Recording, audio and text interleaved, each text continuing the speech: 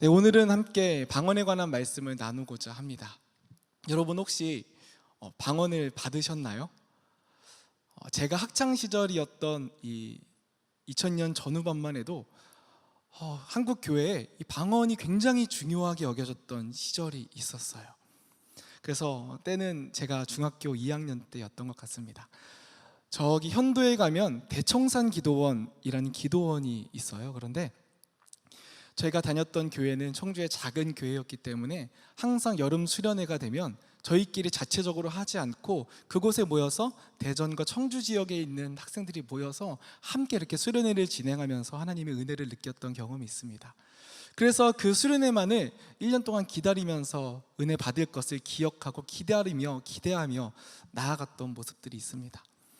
근데 이제 중학교 2학년 때 역시나 그때도 수련회를 가서 함께 기도하게 되는데요.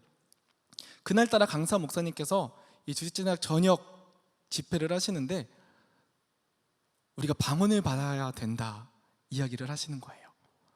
저도 방언에 대해서 듣기도 하고 또 어머니께서 방언 기도하는 것으로 들어보기도 했지만 또 내가 방언을 받아야 한다라고 하니까 뭔가 마음이 새롭고 또 기대감도 있던 것이었어요. 그래서 야간 집회를 끝나고 기도회 내내 이제 방언을 달라고 기도를 했어요. 정말 목이 끊어지도록 하나님께 기도하면서 하나님 방언 주세요, 방언 주세요. 뭐 다른 기도, 나라와 민족 이런 기도 하지도 않았던 것 같아요. 그냥 방언 달라고만 기도를 했었어요. 그날 방언을 받았을까요? 네, 아멘. 네. 그 기도회 자리에서 방언을 못 받았어요. 그리고 끝나고 나서 이제 다 함께 캠프파이어를 하러 이제 약간 밖으로 나갔어요. 그런데 이 강사 목사님이 캠프파이어를 준비하고 있는데 갑자기 거기서 또 기도를 하자는 거예요. 야외에서요. 그런데 아직도 기억이 나요. 그 캠프파이어라는 바닥에 이 돌이 깔려 있었어요. 근데 거기서 무릎을 꿇고 기도를 하라는 거예요. 이거는 그냥 덥고 목이 물리고 하는 것과는 차원이 다른 고통이었어요. 여러분, 돌밭에서 무릎을 꿇고 기도하는데요, 당시 그 학생이 얼마나 아프고 힘들었겠어요. 정말 죽으림을 다해서 하나님 방언 달라고 기도했어요. 하나님 방언 주세요. 너무 아파요. 너무 힘들어요.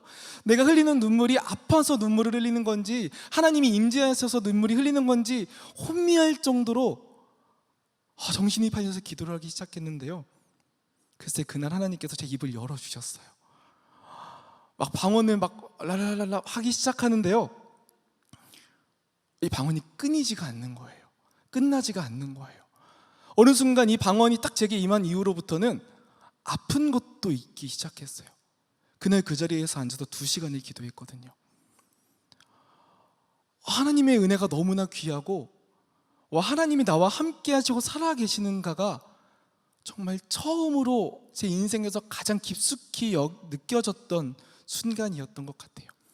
저는 어렸을 때 5살 때부터 이 목회자가 돼야겠다고 혼자 소명을 품은 이후에 뭔가 확신이 없었거든요. 근데 그날 그 자리에서 방언을 받으니까 성령님이 나와 함께 하시는 것 같고 정말 뜨거운 은혜 가운데서 내가 이 길을 걸어가는 게 맞는구나, 뭔가 하나님께 확인받은 느낌이기도 했어요. 그리고 그 이후부터 방언이 여러분 터지기 시작하는데요, 그 당시에는 기도하는 게 그렇게 기쁘고 즐거웠던 것 같아요. 난 그 중학생이 그 교회에 앉아서 특별한 기도회도 없이 혼자 앉아서 1시간을 기도하고 집에 가고 했었던 기억이 나요. 그렇게 하나님을 경험하고 느끼면서 다음 수련회가 더 기대가 되죠. 하나님이 어떤 은혜를 주실까, 은사를 주실까. 그 다음에도 역시 동일한 곳에 가서 같은 이제 멤버들과 함께 기도회를 하고 예배에 참석하게 됐는데요, 하나님께서 이때는 이제 더 큰 걸 갈망하게 하시더라고요. 주변에 들어보니까 방언으로 끝나면 안 된대요. 통변의 은사가 있어야지 방언이 무슨 말을 하는지 안다 말씀해 주시는 거예요. 그리고 또 여러 가지 입신과 여러 가지 이야기들을 해주시면서 새로운 은사들을 사모하게 해주시더라고요. 여러분 한번 경험해 봤잖아요. 한번 받아봤잖아요. 뭐가 두렵겠어요. 그래서 하나님 이번에는 입신하게 해주세요, 통변하게 해주세요 막 기도했는데요, 했을까요? 안 했을까요? 네, 안 했어요. 그런데 그때 하나님께서 놀라운 일들을 보여주셨어요. 하나님께서 기도하는 중에 환상을 보여주시더라고요. 천사가 나를 이렇게 지키고 있는 모습들을 보여주시면서 하나님의 음성이 제 귀에 들어오는 거를 눈으로 보여주셨어요. 와, 그때의 감격과 감동은요, 지금 생각해도 잊지 못할 놀라운 경험이었던 것 같아요. 와, 하나님이 정말 살아계시는구나. 하나님이 나와 정말 함께 하시는구나. 성령님께서 진짜 임재하시고 역사하셔서 나를 붙잡아 인도하시는구나. 그러다 보니까 제가 하나님과의 관계가 더욱더 가까워지게 되더라고요. 하나님을 더욱더 의지하게 되고 바라보게 되고 뭔가 확신을 가지고서 믿음의 길을 걸어갈 수 있는 담대함이 제 안에 생기더라고요. 기도할 때마다 하나님이 음성을 들려주셨어요. 마음을 주셨고요, 명확한 하나님의 뜻이 무엇인지 알려주시기 시작하셨어요. 여러분, 성령 체험은 우리의 삶에서 너무나 귀하고 놀라운 경험이에요. 하나님과 나와의 관계가 온전히 이루어지고 하나님이 나와 함께 하신다는 그 사실은요, 우리의 인생에 있어서 너무나 귀하고 소중한 경험이에요. 특히 저는 이 방언을 통해서 하나님이 저와 살아계신다는 사실을 그 어느 때보다 뼈저리게 느꼈던 순간이 있었다는 것이 지금 생각해도 너무나 감사하고 또 은혜 가운데 고백하지 않을 수 없습니다. 고린도전서 14장 14절에서는요, 사도 바울이 이 방언을 가리켜서 영의 기도라고 이야기하고 있어요. 우리의 영으로 하나님께 올려드리는 기도라는 거죠. 우리의 영으로 하나님과 대화하는 게 바로 이 방언이라는 거예요. 그런데 이 방언에는요, 굉장히 어려운 지점이 하나가 있어요. 방언으로 하면 계속해서 기도할 수 있고 하나님의 은혜를 느낄 수 있고 하나님이 나와 함께 하신다는 것을 경험할 수 있는데, 가장 큰 문제는 내가 무슨 말을 하는지 몰라요.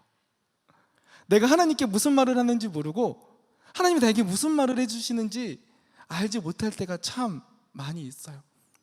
그래서 기도를 하면서 기쁘고 즐겁고 감격스럽지만 또 한편으로는 아쉬운 마음이 우리 안에 남게 되는 것이죠. 아마 방언을 해보시는 분들이라면 다들 공감하시리라 생각이 됩니다. 그런데요, 오늘 그 사도 바울이 있던 그 고린도 교회는요, 한 가지 문제가 있었어요. 이 방언하는 사람들이 많아지고 이 영의 기도를 하나님께 올려드리는 사람들이 많아지다 보니까 우리가 방언을 받고 성령 체험하면 자신이 있어지거든요. 하나님이 나와 함께 하신다는 확신이 들고 믿음이 생기면 뭔가 두렵지 않거든요.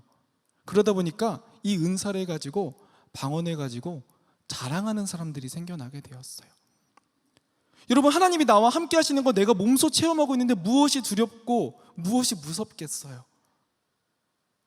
그런데 그들이 그것을 자신의 자랑으로 삼고 다른 사람들을 정죄하기도 하고 가르치기도 하는 문제가 생겨나게 되었어요. 그래서 사도 바울은 고린도전서 14장에서 성도들을 향하여서 교회의 덕을 위하여 때로는 자제해야 된다고 이야기하거든요. 우리가 올바른 깨달음으로 5마디를 가르쳐주는 것이 1만 방언보다 낫다라고 그렇게 사도 바울은 이야기하고 있어요. 방언이 분명히 하나님과 나와의 이 연결이고 하나님의 은혜를 체험하고 하나님의 놀라운 영광을 경험하는 경이로운 순간이고 신비로운 순간이기도 하지만, 때로는 이것이 나의 의가 되고 나의 자랑이 되는 순간, 때로는 공동체가 어려워지고 시험에 드는 이들이 생길 수 있다라는 거예요. 그런데 여러분, 오늘 우리가 읽은 사도행전 2장의 본문은요, 방금까지 나눴던 이 방언과는 조금 다른 모습의 방언이 이루어져 있어요. 이제 오순절이 되어서 예수님의 제자 120명이 함께 모여서 기도를 하기 시작합니다. 그들이 함께 기도할 때에 그들의 머리 위에 불의 혀 같은 성령님께서 임재하시게 돼요. 그때 그들이 어떻게 되나요? 그들이 입을 열어서 방언을 말하기 시작해요. 그리고 5절에 보면요, 이때 마침 경건한 무리들이 그 모습을 보았다라고 기록하거든요. 여기서 온 경건한 무리들이라는 사람은요, 이방 멀리서 온 사람들이에요. 이 오순절이라고 부르는 절기는 사실 유대인들에게서는 굉장히 중요한, 우리가 흔히 알고 있는 맥추절이었거든요. 77절이라도 부르는 하나님의 은혜에 감사드리는 절기거든요. 이 사람들은 디아스포라 사람들이었어요. 이제 이스라엘이 또 무너지게 되고 멸망하게 되면서 온갖 사방으로부터 흩어져 있던 이들이 평생에 한 번 올까 말까한 이 절기를 지키기 위해서 자신의 온 마음을 가지고 예루살렘과 그 갈릴리 지방을 지나가고 있는 것이거든요. 그런데 이 사람들이, 이 무리들이 기도하는 소리를 들으니까 자기 각각의 지방의 이야기들을, 지방의 언어로 하나님의 말씀을 선포하고 있는 모습을 보게 되는 거죠. 그러니까 여기 사도행전에 등장하는 방언은요, 우리가 고린도전서에 나오는 방언은 하나님과 나와의 둘만의 대화라면, 오늘 사도행전에 나오는 방언은 그들이 알아들을 수 있는 외국어로 하고 있는 방언의 모습을 이들이 하고 있는 겁니다. 이야기가 통하지 않는 사람들이 이야기가 되고, 들리지 않던 이들에게 귀에 들려주는 하나님의 말씀이 선포되고 있는 것이죠. 이 말씀은요, 우리가 잘 알고 있는 창세기 11장에 등장하는 이 바벨론의 언어를 흩으신 사건과 완전히 반대되는 이야기들을 우리 가운데 보여주고 있어요. 창세기 11장은 어떻습니까? 사람들이 하나님과 같이 높아지려고 하는 모습들로 바벨탑을 쌓기 시작하죠. 자신의 교만과 자신의 욕심과 그 죄악 가운데서 하나님은 그들을 어떻게 합니까? 그들의 언어를 갈라놓으시고 그들을 흩어버리십니다. 대화가 하지 않게 하여 주시고 불통하게 하십니다. 이것이 바로 죄의 결과거든요. 죄의 결과는 관계의 단절이거든요. 하나님과의 관계가 단절되고 사람과의 관계가 단절되게 하는 것이 바로 우리가 짓고 있는 죄의 결과거든요. 여러분, 우리가 하나님께 죄를 지으면 어떻습니까? 하나님께 온전히 나아갈 수 없어요.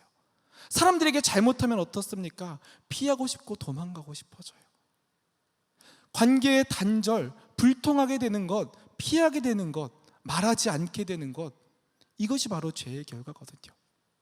그런데 오순절 함께 모여 기도하는 이들 가운데 성령님께서 임하시자 어떠한 일이 생기게 됩니까? 그들이 각각 다른 지방의 언어로 이야기를 하고 있는 거예요. 멀리서 온 사람들이 자신의 지방의 이야기를 하는 모습들을 보면서 놀라고 있는 거예요. 그들이 외국어로 하나님의 말씀을 선포하고 있는 모습을 보면서 그들이 참 놀랍고 경이로운 순간들을 맞이하고 있는 것입니다.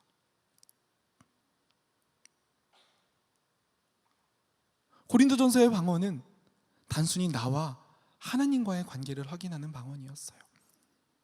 하나님이 나와 함께 하시는구나, 성령님이 내 안에 역사하고 계시는구나, 내가 하나님께 무슨 말을 하는지 알지도 못하지만 그럼에도 불구하고 하나님이 나와 함께 계시다는 확신을 누릴 수 있는 그러한 방언이었어요. 그런데 맨 처음의 방언, 이 제자들이 처음 받았던 이 방언은 어떠한 모습입니까? 이것은 단순히 하나님과 나와의 방언을 넘어서는 방언이었어요. 이 관계를 넘어서는 방언이었어요. 다른 이들에게 대화가 되고 대화가 단절되었던 이들에게 다시 이어줄 수 있는 방언, 관심도 없고 신경도 쓰지도 않았던 이들에게 하나님의 말씀이 온전히 선포될 수 있는 방언, 이 방언이 사도행전적인 방언이었으며 오순절 함께 기도하던 이들 가운데 머물렀던 성령님의 역사였으며 하늘의 언어가 온전히 이 땅 가운데 선포되었던 그러한 방언이었다는 것입니다. 여러분, 하나님은 우리가 하늘의 언어를 알길 원하세요. 하나님의 뜻을 알길 원하세요. 하나님과 우리와의 온전한 관계가 이루어지기를 주님은 그 어느 누구보다도 간절히 원하고 계세요. 그래서 때로는 우리 가운데 은사도 주시고요, 때로는 재능도 주시고요, 때로는 우리의 삶 속에서 하나님이 살아계시다라고 고백할 수밖에 없는 순간들을 허락하여 주세요. 근데 주님은 거기서 멈추지 않으세요. 우리가 그 은혜를 전하는 사람들이 되길 원하세요. 하늘의 언어를 전하는 사람들이 되길 원하세요. 하늘의 언어를 많은 사람들이 알 수 있도록 이 땅 가운데 전하는 사명을 우리 가운데 주시길 원하세요. 참된 방언은 나와 하나님과의 관계를 넘어서서 하나님의 눈길이 닿고 하나님의 마음이 닿는 그들에게 하나님의 말씀을 증거하게 하고 전하게 하는 것, 이것이 바로 참된 방언이라는 것입니다. 여러분, 제가 학창시절에 그렇게 뜨겁게 주님을 만났죠. 하나님이 살아계시다라고 고백할 수밖에 없는 순간들을 경험했는데, 문제는 제가 이제 신학대학교에 가면서 생기게 돼요. 여러분, 신학교에 갔을 때 제 마음가짐이 어땠겠어요? 이제 내가 정말 하나님의 제자로 훈련을 받는구나, 하나님의 일꾼으로 사명을 감당하게 되는구나, 정말 기대하면서 갔거든요. 왜냐면 여러분 5살 때부터 목회자가 되는 게 비전이었다니까요. 그러니까 이제 신학교에 가면 얼마나 뿌듯하기도 하고 감격스러웠겠어요. 하나님을 더욱더 알아가는 재미도 있었고요, 공부하는 것도 즐거웠고, 함께 모여서 친구들과 예배하는 것도 너무나 행복했어요. 그런데 문제는 어디서 발생하느냐? 기도를 하는데요, 예전처럼 아무리 뜨겁게 기도해도 이전에 느껴졌던 하나님이 느껴지지 않는 거예요. 말로는 계속해서 방언으로 하나님께 기도하고 있지만 정말 하나님이 나와 함께 하시고 계시다는 그 은혜와 정말 2시간을 아무렇지 않게 기도할 수 있었던 그 열정이 없어진 거예요. 하나님을 알아가는 즐거움도 있고, 말씀을 배울 때마다 더욱더 성장해가는 기쁨도 있는데, 이전에 느껴지지 않았을 때 여러분 그 상실감은요, 이루 말할 수 없어요. 하나님이 제게 직접 보여주시고 말씀하여 주시고 느낄 수 있도록 그렇게 인도하여 주셨는데, 아니 이제 신학생이 되어서 주님의 일을 하겠다고 결단했는데 이전에 느껴졌던 주님이 더 이상 느껴지지 않는 거예요. 여러분, 이게 너무나 저에게는 큰 어려움이고 고난이었어요. 신학교에서 공부를 하면서 하나님의 말씀을 더욱더 알아가는 지식은 차고 있지만 뜨겁게 느껴지지 않는 하나님으로 인해서 어느 순간 하나님을 의심하게 되기도 하고, 내가 이 길을 걸어가는 것이 맞는가? 다시 한번 생각해 봤던 그런 일들도 많이 있었어요. 그렇게 이 대학 시절을 이 갈등과 고민 가운데서 보냈었던 기억이 납니다.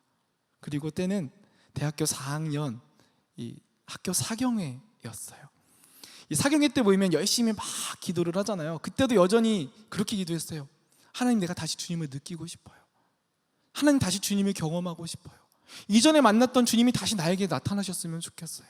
하나님의 음성을 내가 다시 육성으로 듣고 싶고, 하나님이 말씀하시는 거는 내가 직접 듣고 싶어요. 막 그렇게 그날도 그렇게 기도하기 시작했어요.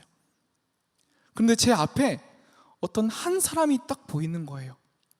그 사람이 누구였냐면요, 저랑 제가 학부 1학년 때 같이 룸메이트 생활을 했던 형이었어요. 처음 시작할 때 엄청 친하게 지내고 가깝게 지냈는데요, 여러분 20대 초반이 뭐 관계 그렇게 잘하겠습니까? 어느 순간 서로 좀 불편하기 시작하고 안 맞는 지점이 생기니까 멀어졌던 관계가 되어 있는 거예요. 어느 순간 그 형만 보면 피곤해서 멀리 삥 돌아가고 불편한 관계들 있잖아요. 그 형이 눈앞에 딱 보이는 거예요.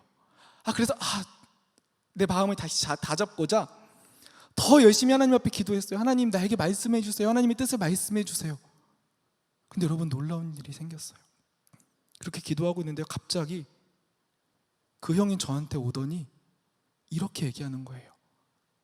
영길아, 하나님이 너 사랑하신대. 하나님이 너 사랑하신대. 여러분, 저는 하나님의 음성을 듣고 싶다고 기도했거든요. 하나님의 육성을 듣고 싶다고 기도했어요. 내가 이전에 만났던 그 하나님의 놀라운 경험들을 다시 경험하고 싶다고 하나님께 부르짖고 간구했는데,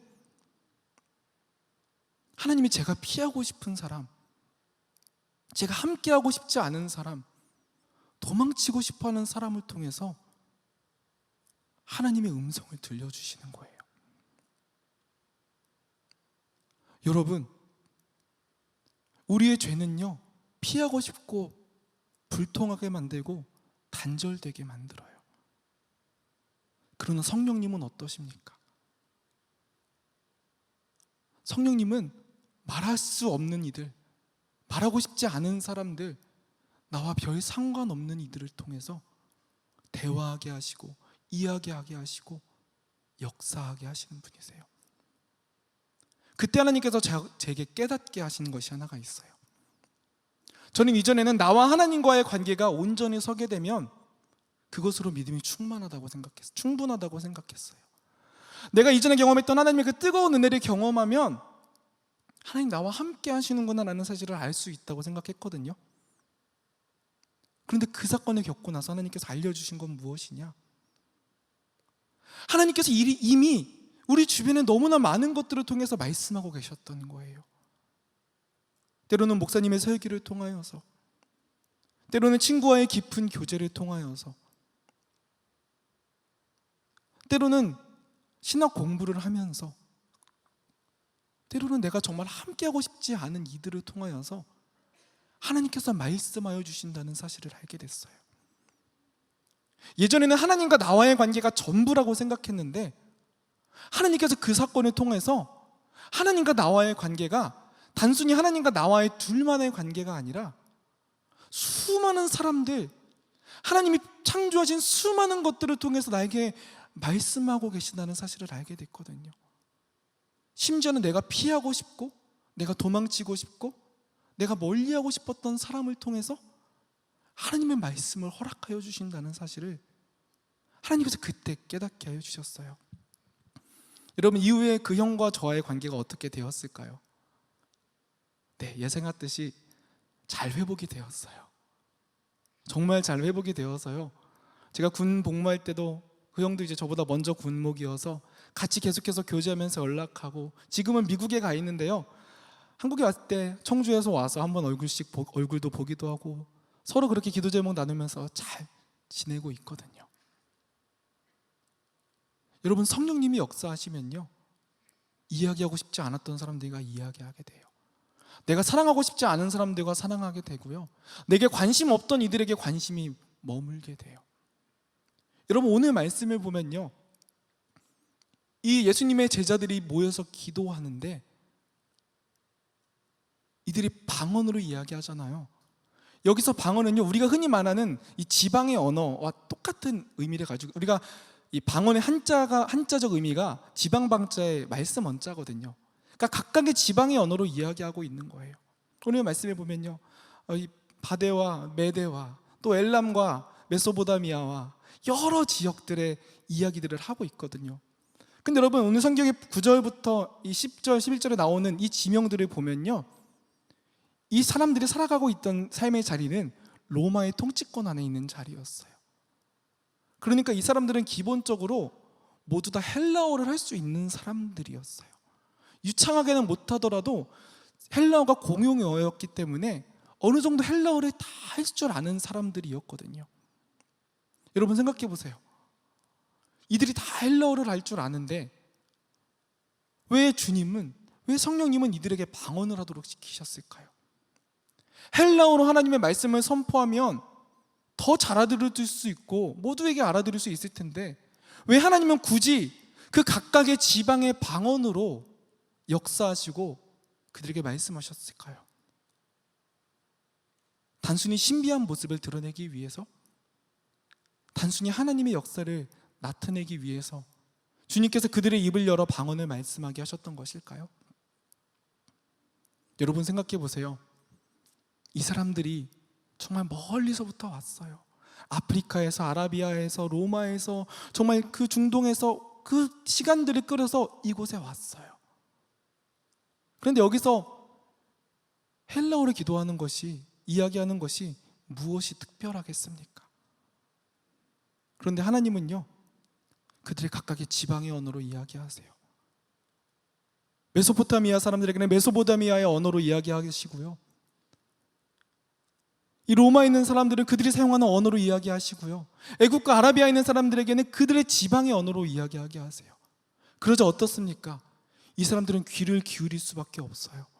어떻게 저 갈릴리 사람이 우리의 언어를 알고 있는가? 왜 공용어가 아니라 나의 지방의 언어를 알고 있는가? 귀 기울일 수밖에 없거든요. 유심히 들어볼 수밖에 없거든요. 이 사람들이 무슨 이야기를 하는지 들어볼 수밖에 없거든요. 여러분, 여기서 방언의 놀라운 지점은 무엇입니까? 우리는 방언이 하나님과 나와의 관계라고 생각하는데요, 하나님은 이 방언을 통해서 이들을 듣게 하세요. 각 지방에서 나온 사람들이 그들의 귀를 열어 하나님의 음성을 듣게 하세요. 하나님은 방언을 통하여서 나와 하나님과의 관계뿐만 아니라 나와 이웃들, 나와 타자들, 나와는 전혀 상관없는 아주 멀리 있는 사람들에게 하나님의 은혜와 말씀이 선포되길 원하신다. 이게 바로 하나님께서 우리 가운데 주시는 방언의 놀라운 비밀이라는 것입니다. 우리가 하나님과의 교제를 나누는 것도 너무나 중요하지만 하나님은 우리가 그 하늘의 언어를 나 혼자 알고 있는 것이 아니라 사람들에게 알려주길 원하세요. 그들과의 관계가 회복되길 원하세요. 그들과 대화가 다시 살아나길 원하시는 것, 이것이 바로 놀라운 하나님의 뜻이라는 것입니다. 여러분, 우리가 잘 알고 있는 고린도전서 13장 1절은 무엇이라고 이야기합니까? 내가 사람의 방언과 천사의 말을 한다 해도 사랑이 없으면 소리나는 구리와 같고 울리는 꽹과리와 같다 이야기하지 않습니까?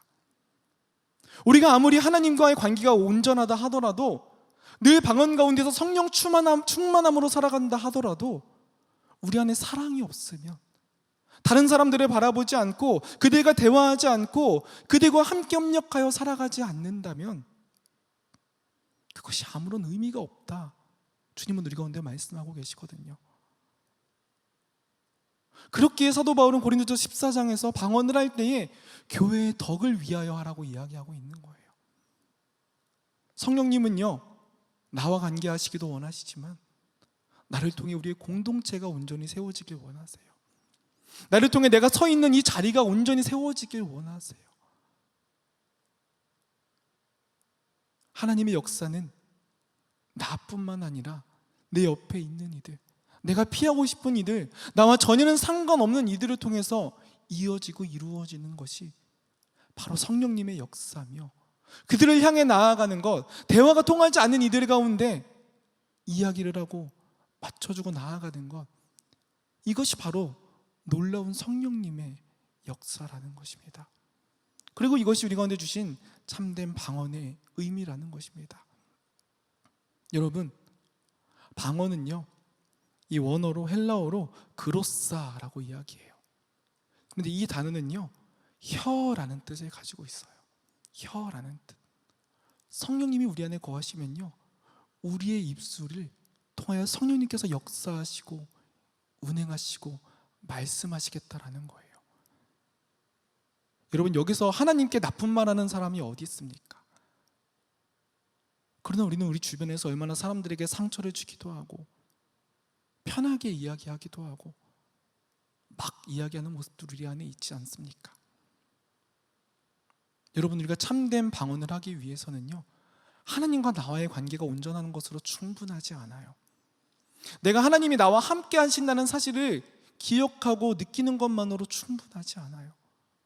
우리의 입술을 열어서 주님의 사랑의 언어를 전하는 것, 우리의 끊어진 관계 가운데서 우리의 입술을 열어서 화해의 말을 전하는 것, 무너지고 쓰러지고 있는 이들을 향하여서 하나님의 언어로 격려하고 위로하고 다시 세워가 나아가는 것, 그래서 아름다운 공동체가 주님 앞에 돌아오게 하는 것, 이것이 바로 주님께서 우리 가운데 허락하여 주신 놀라운 방언의 의미라는 것입니다.